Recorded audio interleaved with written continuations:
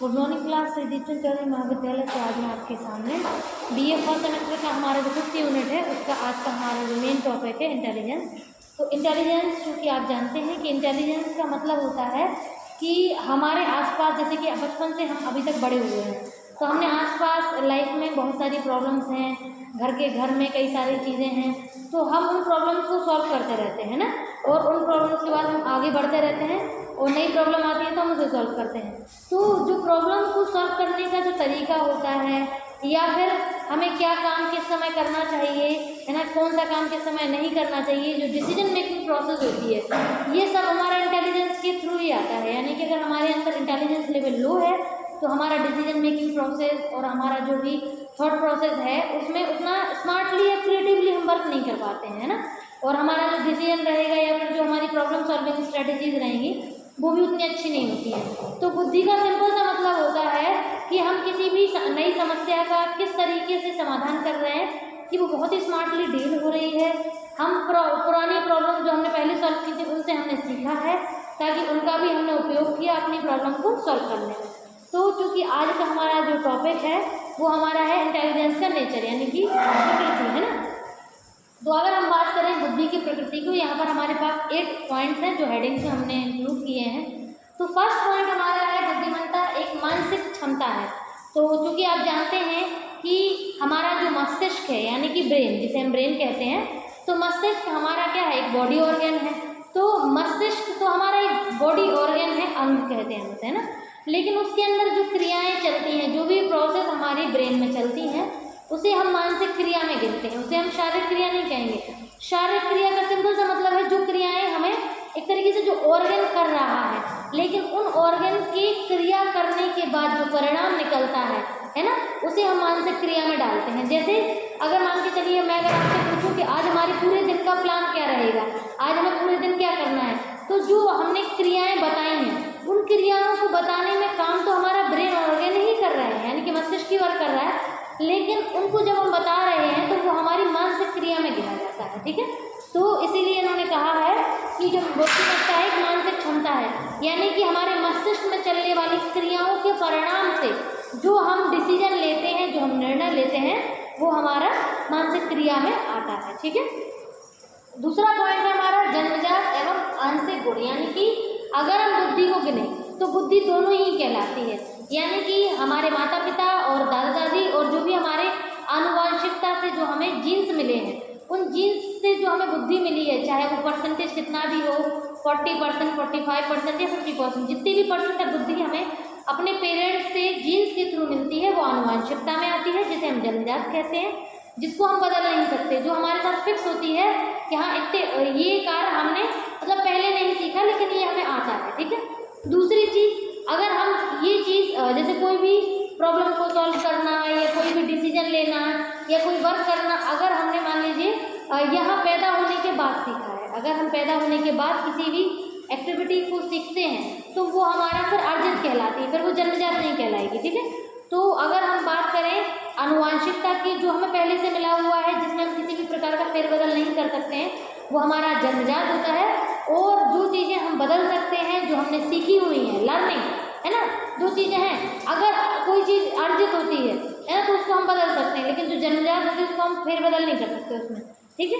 तो लर्निंग वाली चीज़ नहीं होती है। तो अगर हम बात करें अर्जित वाले गुण की, तो यानी कि बुद्धिमत्ता, अगर हमने यही पैदा होने के बाद जो बुद्धि सीखी है, कहते हैं 55% समथिंग जो इंटेलिजेंस लेवल है वो हम यहीं आकर सीखते हैं पैदा होने के बाद, ठीक है।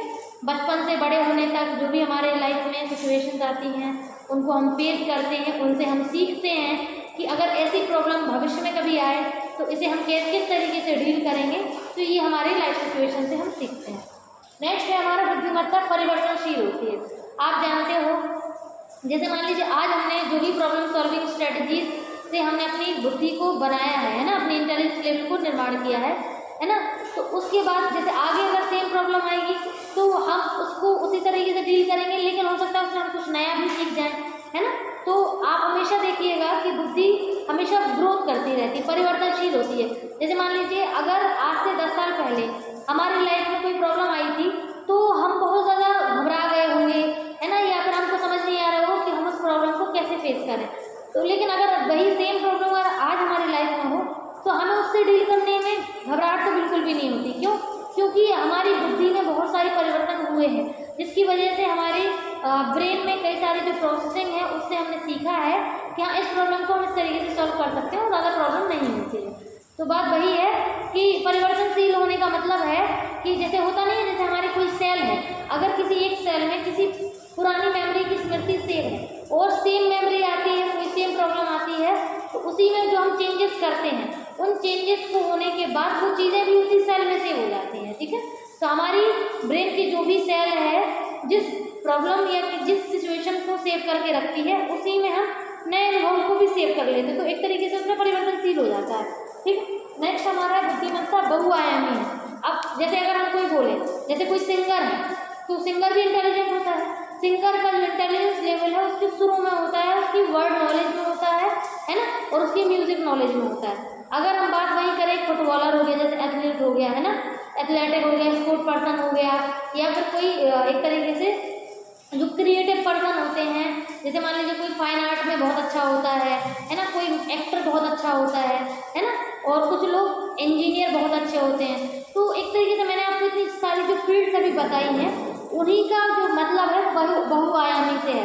मीन्स जो अलग अलग आयाम होते हैं, आयाम मतलब जैसे पेड़ की बहुत सारी शाखाएं होती हैं, ऐसे ही एक इंटेलिजेंस लेवल हमारी एक तरीके से एक तना है ना, उस तने की बहुत सारी शाखाएं हो सकती हैं। मीन्स कोई व्यक्ति अच्छा एक्टर हो सकता है, कोई अच्छा सिंगर हो सकता है, कोई अच्छा एक तरीके से क्या बोलते हैं, हाँ क्रिएटिव पर्सन हो सकता है, जैसे कि कोई नई चीज़ का क्रिएशन करे, जैसे कि इंजीनियर हो रहा है, फैब्रिक इंजीनियर होगा है ना।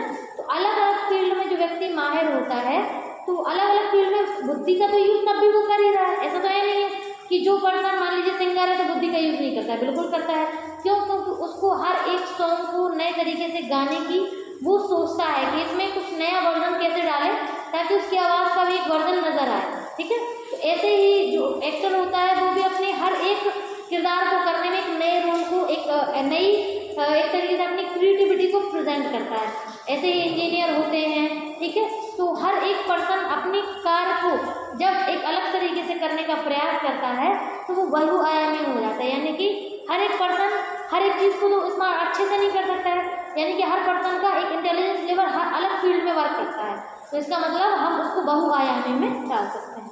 नेक्स्ट पॉइंट हमारा है बुद्धिमत्ता अनुकूलनशील होती है। आपने देखा होगा कि हम किसी भी नई सिचुएशन में जाते हैं तो उस सिचुएशन को हम अपने अनुसार मतलब उस सिचुएशन के अनुसार कभी हम खुद समायोजित हो जाते हैं, कभी सिचुएशन को अपने अकॉर्डिंग डील करने का प्रयास करते हैं।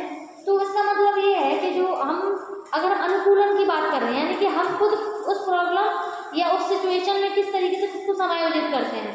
ठीक है, तो अनुकूलन का मतलब वही होता है कि हम नई प्रॉब्लम को किस तरीके से डील करें, हम उसमें कैसे खुद को समायोजित करें ताकि वो प्रॉब्लम हमें उतना प्रॉब्लम ना दे। ठीक है, नेक्स्ट है मापन युग। आपने देखा होगा क्योंकि हम साइकोलॉजी के स्टूडेंट हैं तो जो बुद्धिमत्ता होती है बुद्धि को हम मेजर कर सकते हैं। मेजर करने के कुछ टूल होते हैं, जैसे कि अगर हम बात करें पेपर क्वेश्चनायर फॉर्म में, तो हमारे पास कई सारे लोगों ने, जैसे जलोटा सर हैं और आपका एक क्या बोलते हैं तारिश भाटिया सर हैं, तो इन लोगों ने कुछ बुद्धि के टेस्ट दिए हैं जो क्वेश्चन के फॉर्म में होते हैं। उसमें बुद्धि से रिलेटेड कुछ क्वेश्चन होते हैं जिनको लोगों के सामने हम प्रेजेंट करते हैं और वो उसके आंसर फिल कर करके हम उसका एक पूरा टोटल स्कोर निकालते हैं। उसके बाद उनके IQ का लेवल मेजर करते हैं कि इनका लेवल क्या है। ठीक है, तो एक तरीके से मापन योग का सिंपल का मतलब है चाहे हम परफॉर्मेंस के थ्रू पर्सन की जो इंटेलिजेंस लेवल है उसे मेजर करें या फिर हम पेपर वर्क यानी कि क्वेश्चन पेपर के थ्रू हम उसे मेजर करें, बात एक ही है ना, दोनों में ही हम आपका IQ लेवल को मेजर कर सकते हैं। ठीक है, तो ये हमारा मेजरमेंट का स्ट्रेटजीज है जो हम साइकोलॉजी में यूज़ करते हैं।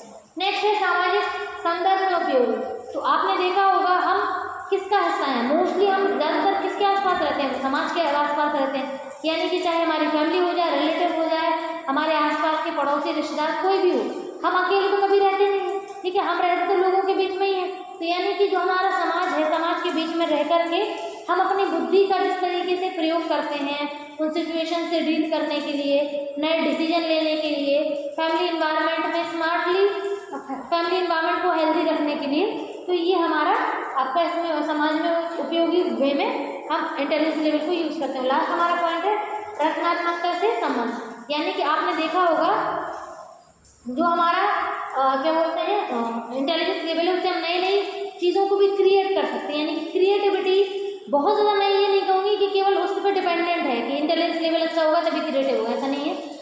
ऐसा मतलब ये ऐसा देखा नहीं गया है, रिसर्चर्स का यही कहना है कि लेकिन अगर इंटेलिजेंस लेवल अच्छा है पर्सन का तो वो क्रिएटिव हो सकता है, ऐसा कहा गया है। ठीक है, तो नए नए आइडियाज, जैसे कोई चीज़ नए तरीके से बनाना, तो वो क्रिएटिव होते हैं, भले ही उनके अंदर उतना वो मतलब हो कि इंटेलिजेंस लेवल उतना हाई हो या ना। ठीक है, थैंक यू।